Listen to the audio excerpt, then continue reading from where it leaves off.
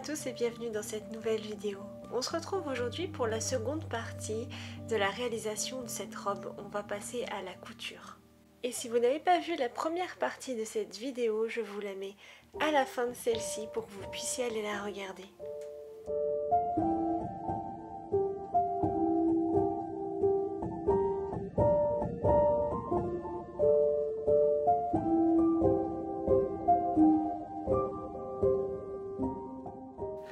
Et pour commencer la toute première couture, on va directement commencer par les deux pièces du dos. Je n'avais encore jamais commencé une couture en cousant les pièces du dos, donc pour moi c'était une première. Et c'est vrai que quand on regarde bien, c'est assez logique. C'est plus logique que de commencer directement par les pièces du devant. Donc j'ai trouvé que c'était une expérience assez intéressante et surtout ça sort de la routine de la couture qui commence toujours au même endroit en assemblant les devants. Et pour le coup, j'ai trouvé ça hyper intéressant et j'ai vraiment adoré de pouvoir commencer autrement une couture et voir quelque chose de nouveau.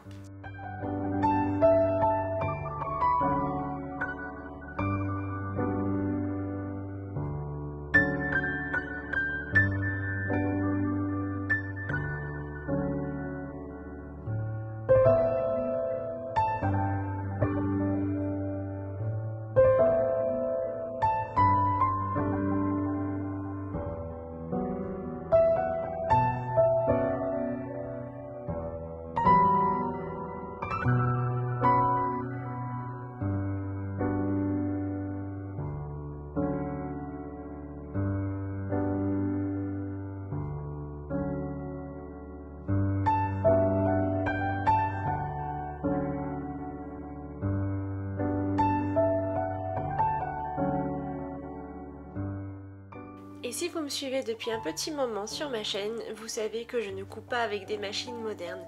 Je couds avec deux machines anciennes datant de 1910 et de 1908 et aucune des deux ne possède de plaque graduée qui me permettrait d'avoir ma marge de couture en même temps que je couds. Je suis donc obligée de la rapporter à chaque pièce que je couds.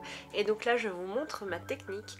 Je prends mon réglet, un petit crayon à papier et je viens tracer des traits à intervalles réguliers pour bien marquer ma marge de couture, ce qui va me permettre de pouvoir coudre très facilement et d'éviter d'avoir quelques petits écarts qui par exemple pourraient se glisser au moment de la couture et qui pourraient venir me poser problème au moment de l'essayage.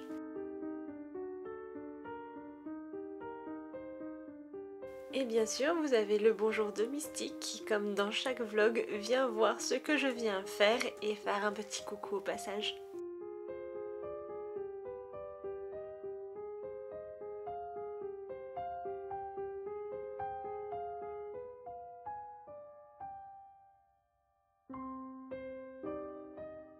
Et puis je viens coudre mes deux pièces ensemble.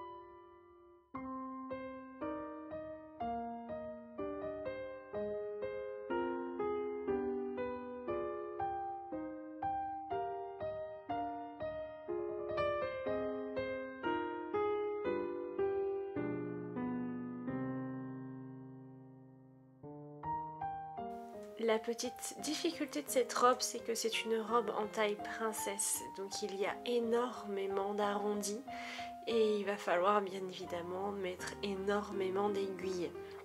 C'est aussi pour ça que j'aime bien noter mes marges de couture à chaque pièce avant de coudre chaque pièce, parce que justement ça me permet de bien vérifier aussi si les pièces vont ensemble et si j'ai encore une fois bien tout contrôlé au moment où je vais découper mes pièces. Ça me permet d'avoir un contrôle supplémentaire juste avant de coudre. Et au passage, ça me permet aussi de bien voir où est-ce que la couture va se positionner et où sera la difficulté et qu'est-ce que je vais devoir faire pour remédier à cette difficulté, celle qui va se présenter.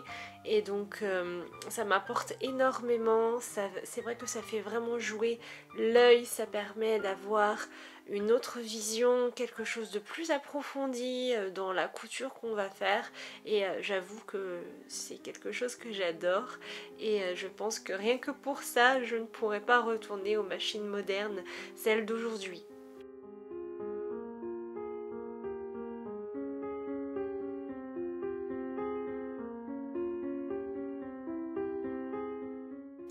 Quelque chose que j'ai vraiment apprécié dans ce patron aussi, c'est que l'écran corresponde réellement.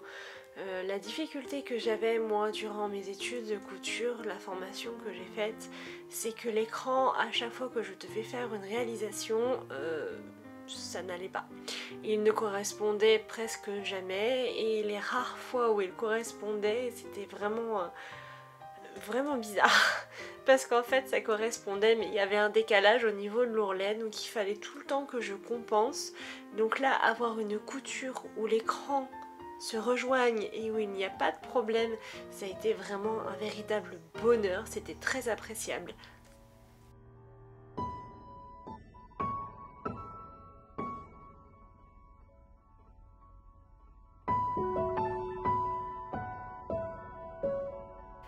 Et comme vous pouvez le voir, j'utilise toujours énormément d'épingles pour être sûre que mon tissu ne bouge pas, que tout est bien aligné et qu'il n'y aura pas de problème au moment de la couture.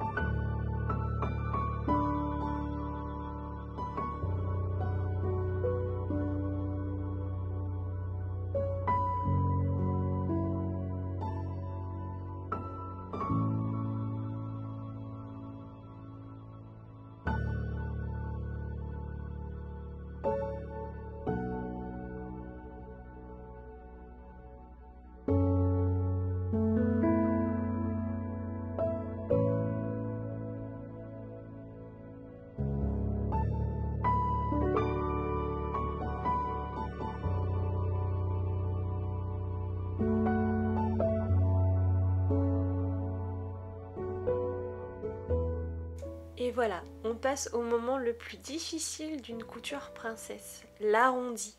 Faire attention que le tissu en dessous ne se plisse pas et ne soit pas cousu en même temps qu'on coud les deux pièces. Faire attention que tout corresponde parfaitement pour qu'il n'y ait pas de décalage de quelques millimètres. Et surtout prendre son temps. Et prendre son temps sur une machine à plateau de 1910 où on pédale avec un seul ou deux pieds, c'est des fois très compliqué parce que pour que le vilebrequin puisse tourner et la roue faire son tour normalement, il faut imprimer une vitesse et il faut qu'elle reste constante. Or là, il faudrait que je puisse modifier ma vitesse constamment, presque tout le temps, point par point, et c'est assez compliqué, donc je me retrouve à faire des pauses sans arrêt. Bon, ça me permet de prendre aussi du recul et au passage de pouvoir bien tout contrôler au moment de ma couture et être sûre de ne pas avoir de petites fausses notes. Mais je vous ai laissé l'entièreté du plan pour que vous puissiez voir un peu à quoi ça ressemble. Donc c'est une minutie particulière et qui demande d'avoir vraiment énormément d'attention, faire vraiment extrêmement, être vigilante en fait, être extrêmement vigilante à tout et ne pas oublier que il faut retirer les épingles au fur et à mesure parce que sinon ça ne rattrape pas, c'est pas comme les machines modernes, l'aiguille ne passera pas par-dessus, il y aura forcément un problème de casse ou autre qui pourrait endommager la couture.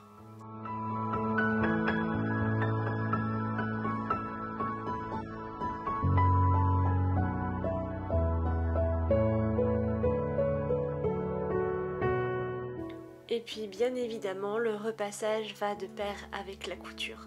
Donc là c'était des coutures ouvertes, donc c'était assez facile, il n'y avait pas de difficulté particulière à rajouter à la robe du fait que ça soit une taille princesse, donc c'était très appréciable, je peux vous le dire. Et ça m'a permis encore une fois de bien contrôler ma couture et surtout de voir si j'avais les bons raccords parce que même si je n'ai pas spécialement fait attention aux raccords puisque mon tissu au niveau des motifs, les motifs allaient dans les deux sens, donc ils montaient et ils descendaient en même temps, je n'avais pas besoin de prendre un soin particulier. J'ai préféré quand même vérifier pour être sûre que tout allait bien et que je ne me retrouve pas avec quelque chose d'un peu bizarre dans le dos.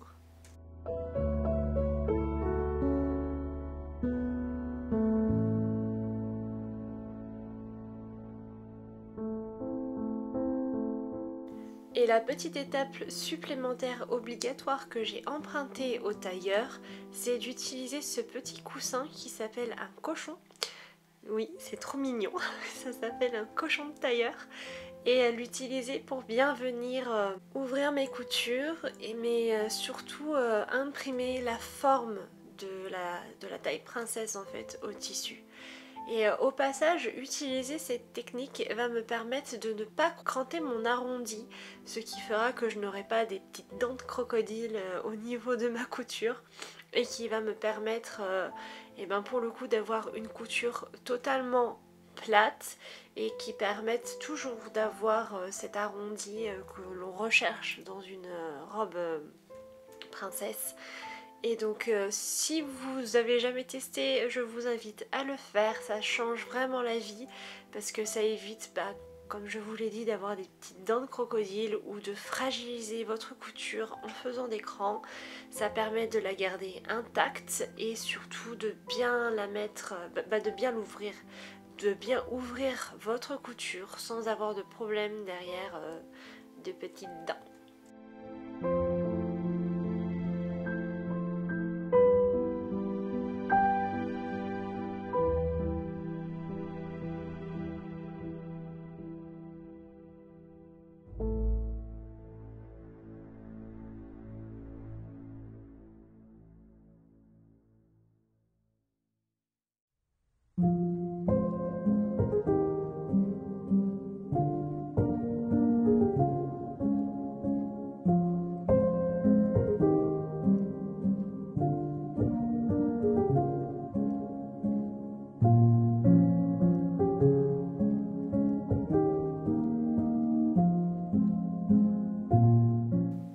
Il est maintenant temps de passer à la seconde moitié de la taille princesse parce que oui, sur cette robe il y a deux princesses différentes, une princesse pour le dos, une princesse pour le devant.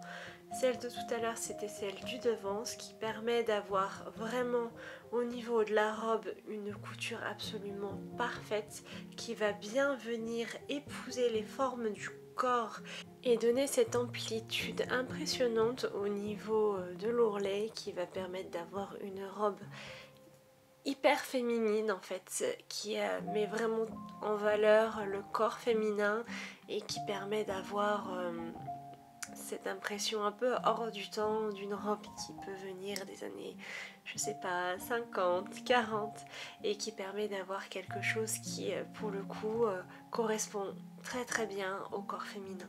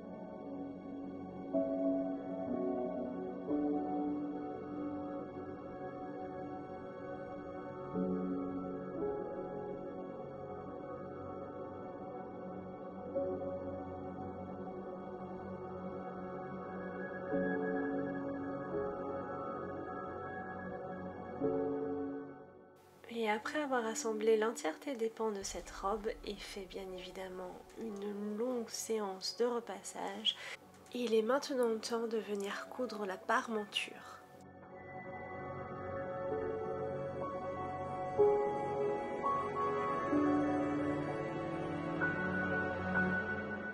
Et pour cela, j'ai utilisé une technique très simple puisque c'est celle du patron qui a été directement expliquée et que franchement j'ai adoré, contrairement à certaines parmentures que j'ai déjà faites.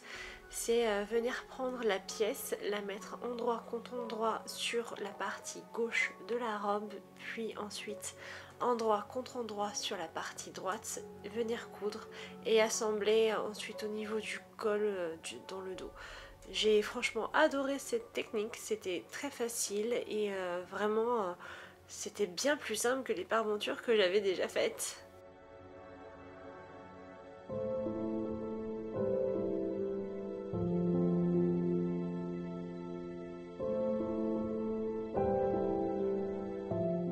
D'ailleurs, si vous voulez voir plus en détail le montage de cette parmenture pour utiliser cette technique dans un futur projet couture, si vous voulez modifier la façon dont c'est fait dans le patron d'origine, je vous invite à aller voir directement sur la chaîne de Luna, donc la créatrice de ce patron, pour voir la technique plus en détail. Je ne l'ai pas faite parce qu'il y a déjà une vidéo tutoriel sur sa chaîne et que je ne voulais pas refaire un second tuto. Donc je vous la mettrai en description, n'hésitez pas à aller voir ça, vous verrez, c'est une super vidéo avec de super explications.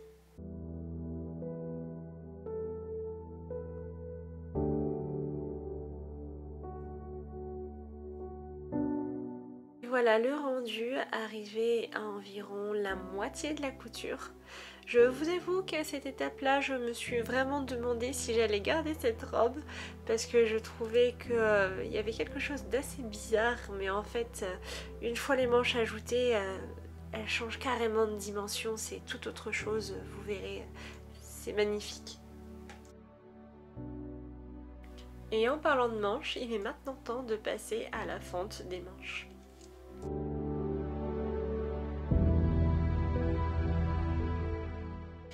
Personnellement, à la place du biais, j'ai préféré prendre ce serge de coton. De manière générale, je n'aime pas tellement le biais, je trouve que ça ajoute une épaisseur supplémentaire qui ne me plaît pas au niveau de la couture. Je trouve que ça ajoute une épaisseur qui ne me convient pas et donc je préfère prendre le sergé. Et donc là, pour pouvoir prendre correctement mes cottes en fait, pour pouvoir bien découper mon sergé, j'ai directement plié en deux et puis j'ai pris le premier que j'avais coupé pour le réutiliser pour le deuxième et ça marche vraiment très bien, hein. C'est pas de l'approximatif, ça marche vraiment très bien. La seule différence qu'il y a par rapport au biais, c'est que pour le coup, il va falloir le repasser avant et être sûr de bien le plaquer pour pouvoir bien le poser et qu'il n'y ait pas de petit décalage. C'est une toute petite étape supplémentaire par rapport à un biais que par exemple vous avez déjà fait il y a un moment ou par un biais du commerce, mais je préfère vraiment faire comme ça.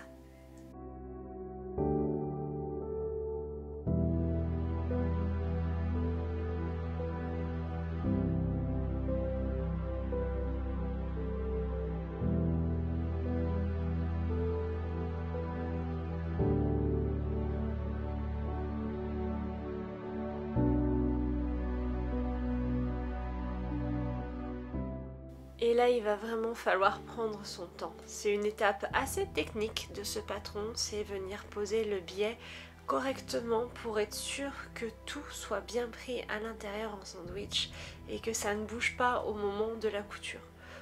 Alors je vous le dis tout de suite, hein, ça s'est pas passé comme ça. Il a fallu que je recommence sur les deux manches au moins 2 fois parce que bien évidemment au niveau de la... là où je mets mon épingle en fait, là où ça commence où ce n'est plus droit, au moment où ce n'est plus droit, et ben le biais saute tout le temps, il ne tient pas très bien, donc il faut bien prendre son temps de bien remettre à l'intérieur en sandwich, de bien épingler, et ce n'est pas dit qu'à la machine il n'y ait pas de fausses notes. Et je vous le dis, j'ai recommencé bien 2-3 fois mes manches, les deux, à chaque fois, parce que bien évidemment, ça marche jamais du premier coup, c'est quelque chose d'assez technique, et j'ai même dû, pour une des manches, faire cette couture en 2 fois, pour être sûr que ça ne bouge pas. Donc prenez vraiment votre temps quand vous avez ce type de manche à faire au niveau des fentes, parce que c'est vrai, sinon ça sera raté, ça sera pas joli, ça se verra et la couture ne sera pas uniforme. Moi j'ai bien passé une bonne demi-heure pour pouvoir le faire et être sûre que tout était nickel. Après peut-être que je suis aussi un petit peu maniaque au niveau de ma couture.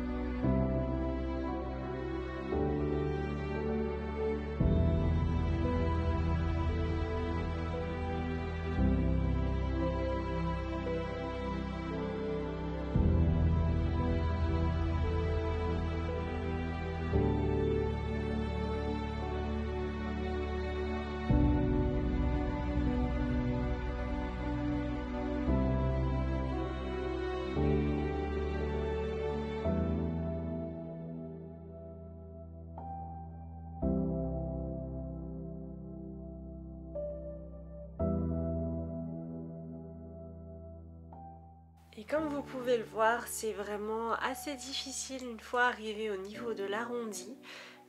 Le tissu ne veut tout simplement pas rester dans le biais et ça n'arrête pas de s'échapper. Et c'est assez difficile de pouvoir faire tout en même temps. En fait, il faudrait avoir, je sais pas moi, peut-être 4 paires de mains, ce qui est assez difficile. Se contorsionner dans tous les sens, comme vous pouvez le voir, et même là, ça ne passe pas. Même là, ça n'est pas passé, je n'ai pas réussi à faire ma couture comme je le voulais et j'ai dû retirer et la faire en 2 fois parce que sinon c'était pas possible. J'ai même arrêté de filmer pour bien me concentrer et n'être qu'à ma couture.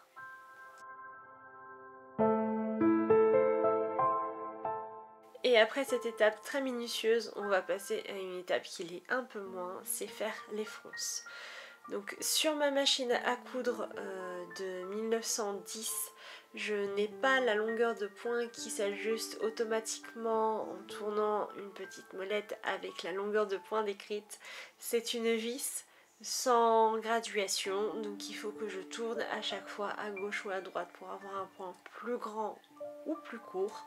Et pour être sûre de ne pas avoir plusieurs points différents, de tailles différentes dans ma couture, j'ai préféré faire toutes les fronces d'un coup, donc sur les 2 manches, donc les fronces du bas et les fronces du haut, pour pouvoir ensuite remettre ma machine dans les, entre guillemets, paramètres d'origine pour les points et être sûre de ne pas avoir des différences qui permettraient à la couture d'être un petit peu plus fragile à certains endroits que à d'autres.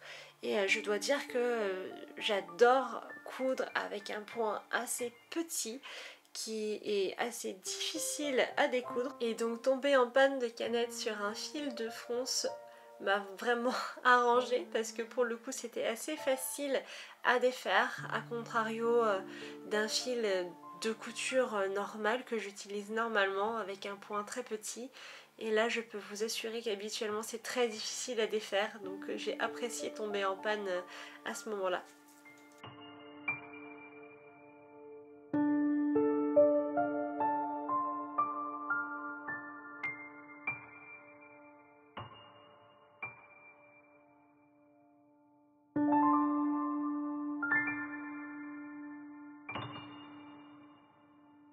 D'ailleurs, si vous découvrez ma chaîne et que vous n'avez pas encore vu mes précédentes vidéos avec ces machines, voici comment on fait la canette en 1910 avec une petite bobine trop mignonne et on l'a fait directement à la main. Et on peut mettre énormément de fils par rapport aux canettes modernes. C'est vrai que c'est aussi vraiment appréciable de pouvoir coudre longtemps sans avoir à changer la canette vraiment très régulièrement. Là par exemple pour cette couture je n'ai refait que 3 canettes. A contrario si j'avais dû la refaire sur ma machine de 1980, je pense que j'aurais dû la refaire déjà 8 fois. Donc on peut vraiment mettre bien plus de fils je trouve sur ces anciennes machines que sur les machines modernes.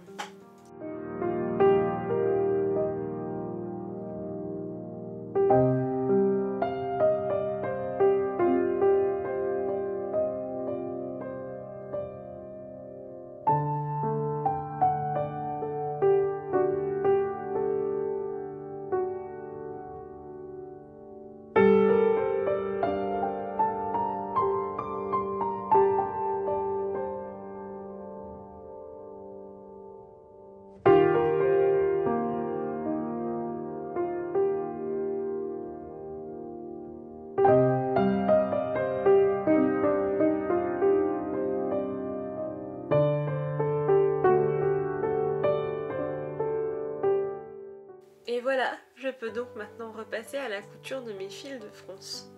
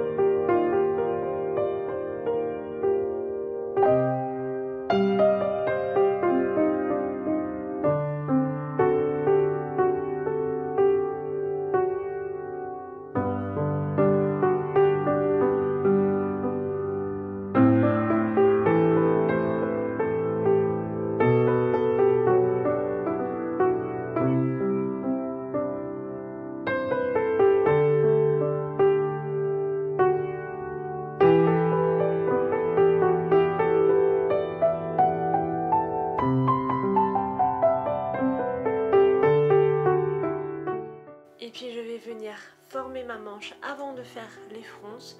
Alors honnêtement je pense qu'avec le recul je ne monterai pas ma manche comme ça. Je pense que je commencerai d'abord par coudre ma manche pour la former et que je passerai mon fil de fronce après ma manche formée. Parce que pour faire les fronces à la suite c'est un petit peu compliqué. Là il faut faire attention à ne pas coudre le fil de fronce. Il faut faire attention à retirer quelques points si vous êtes allé trop loin au niveau de la couture du fil pour pouvoir coudre à 1 cm votre manche. Donc je pense que si c'était à refaire, je ferais directement l'assemblage de ma manche pour la former et qu'ensuite seulement je passerai mon fil de fronce pour faire mes fronces. Ça sera sans doute 100 fois plus facile, ça évitera d'avoir 2 fils de fronce qui passent différemment et d'avoir 2 fils à tirer pour pouvoir bien répartir les fronces et il n'y en a qu'un seul. Donc je pense que si je dois refaire ce patron ou si je dois refaire d'autres manches froncées au poignet, j'assemblerai d'abord et ensuite je passerai mon fil de fronce pour pouvoir faire mes fronces. Ça sera sans doute 100 fois plus facile, enfin du moins je pense que pour moi ça sera 100 fois plus facile. Et je pense que je ferai ça comme ça directement la prochaine fois parce que là pour le coup j'ai perdu un petit peu de temps, j'ai eu un peu de mal à comprendre pourquoi c'était inversé. Alors peut-être que c'est simplement moi, mais je trouve que comme ça sera sans doute 100 fois plus facile pour moi. Donc si jamais vous faites des manches froncées au poignet que vous n'avez jamais fait avant ou pas, regardez d'abord dans le patron si vous ne pouvez pas faire comme je viens de vous le dire pour vous faciliter la vie, ou s'il faut vraiment faire d'abord votre fil de fronce avant de coudre vos manches.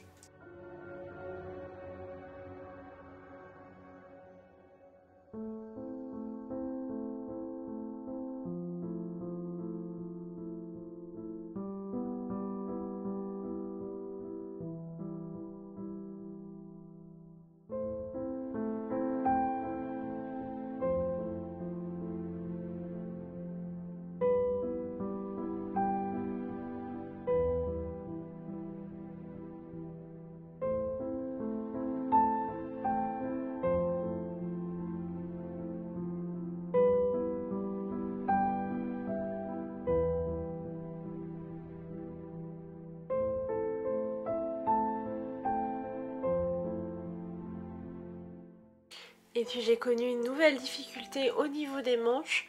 Bizarrement, ce n'a pas trop été les découpes princesses qui m'ont posé problème à la couture, mais bien les manches.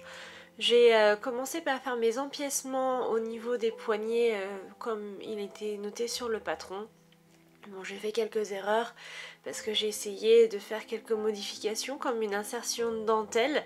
Le problème c'est que j'ai rallongé d'1 centimètre pour avoir une marge de couture sur mes pièces, mais j'ai oublié de rajouter également 1 centimètre sur les côtés pour pouvoir avoir l'harmonie de ma pièce.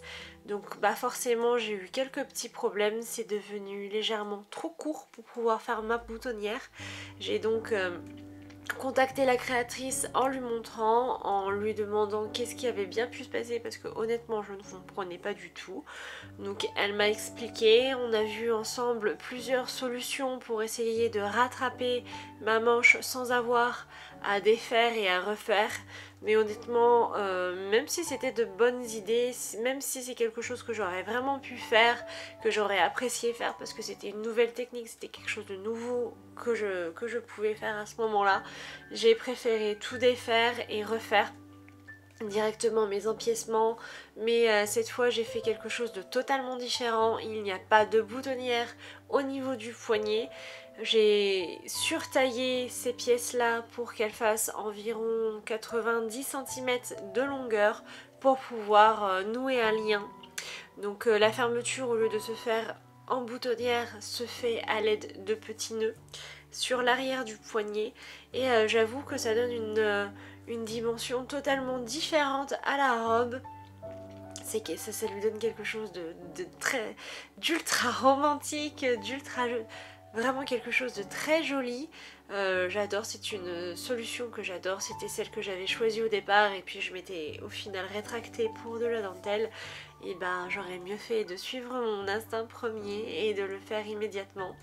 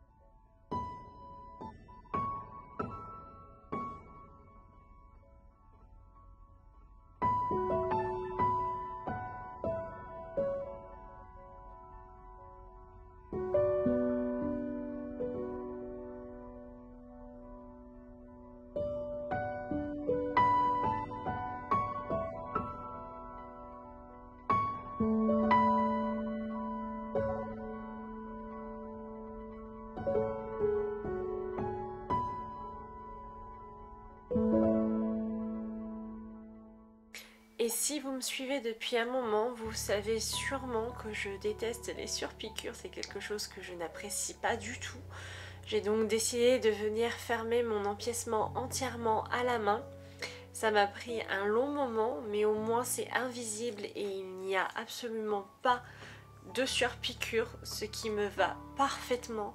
Et même si je n'aime pas tellement la couture à la main, je préfère encore la faire plutôt que de faire une surpiqûre et d'être déçue de mon vêtement parce que c'est quelque chose que je n'aime pas spécialement. Du coup j'ai décidé de tout faire à la main et puis ça donne aussi une autre dimension au vêtement, ça donne une finition quasi haute couture.